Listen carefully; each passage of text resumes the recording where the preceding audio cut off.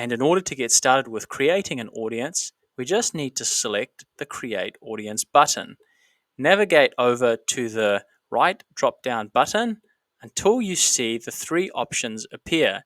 You can choose a custom audience, a lookalike audience, or you can create a saved audience. Let's explain each of those one by one.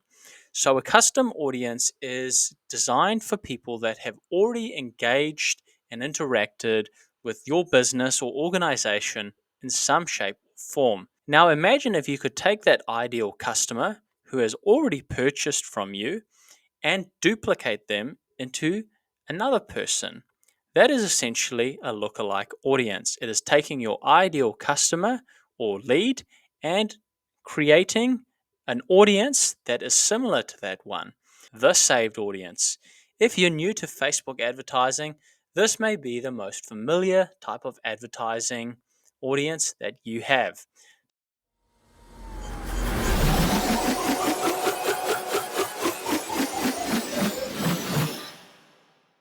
And we can create that saved audience.